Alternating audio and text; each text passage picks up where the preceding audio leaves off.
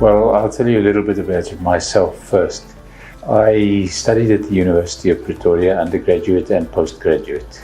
Then after that, I went to the United States, where I did infectious diseases in Barnes and Jewish Hospital and Washington University.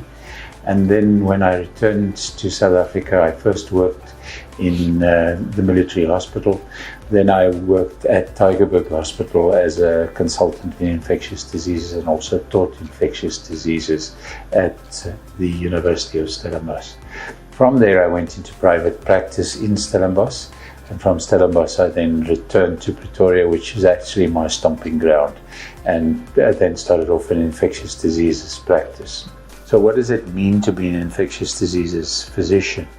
It means that one has an insight in the pathophysiology and the way that so-called germs in general work, but in my terminology, that would be viruses, bacteria, higher order bacteria, fungi, and other parasitic infections that can be caught by patients. Then after, it also means that when there is something really dangerous that comes around, such as Congo fever or Ebola or one of these major diseases, that through the years I actually treated that. And I also was responsible for treating the SARS patient who was in this hospital many years ago when SARS was a problem. So I've been in infectious diseases now for the last 37 years, and uninterruptedly.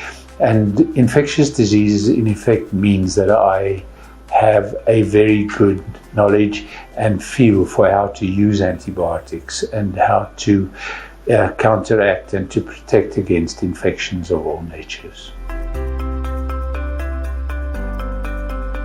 The difference between, because I think we're speaking about mainly the flu virus, which of the respiratory viruses is considered to be the most dangerous. The difference between the flu virus and the coronavirus is that the R value for flu is 1. That means that each person with a flu infection infects another person. But with coronavirus, it is different because one person infects 2 to 3 people. Therefore, the infectivity is much higher. But the fatality rates are about the same, which is about 2%. So for the general person, this virus does not really have a threat. Obviously, there are people who die of this virus who do not know that they have problems with their immunity or underlying disease, but it is mainly those with underlying disease and with problems with immunity who will succumb to the disease. The reason that this really is a problem is because the rate at which the infection spreads is so enormously high that eventually the medical systems cannot cope with the amount of patients who warrant ventilation. The reason I felt that it would be a very good product is because in general it is known that H2O2 or peroxide is a very volatile molecule that only has a short half-life. In the bottles that we use for disinfection in the practice, the H2O2 actually is we need to throw away the rest of the fluid after 3 days of use. So that the fluid that is used as with a cloth on the surfaces is not acceptable after a day. So after 3 days. So the minute you put it onto a surface, the volatility causes it to evaporate rather fast. And for this reason, the surface cleaning needs to be done on a regular basis. When you look at the nanoparticles that are in the HydroMist that you are suggesting as a solution to the problem, you look at something that has in the nanoparticles, the H2O2 is viable for up to 5 days, which makes it very different from the H2O2 that is applied to surfaces. And for that reason, I felt that with the concentrations that can be reached with the amount of nanoparticles that are on a surface and the size of a virus, that it should be superior to other surface cleaning elements.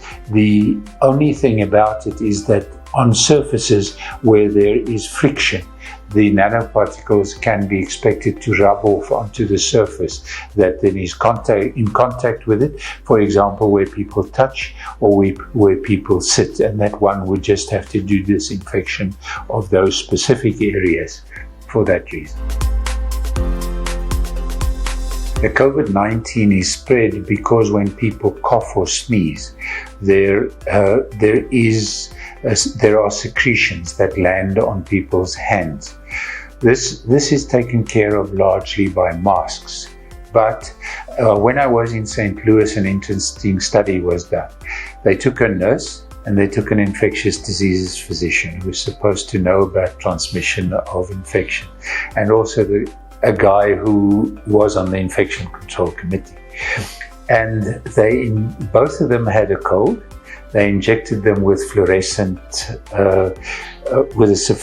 substance, and then afterwards, at the end of the day, they did something that was not visible during the course of the day, and they had to look at where on the people's body there was fluorescent substance. And the fluorescent substance was everywhere, from the tip of their scalps up to their knees. Wow. And to the tips of their hands. Which means it spreads. Which means that it is very difficult to keep it from spreading on surfaces rather extensively, in spite of hand hygiene that was practiced by these people.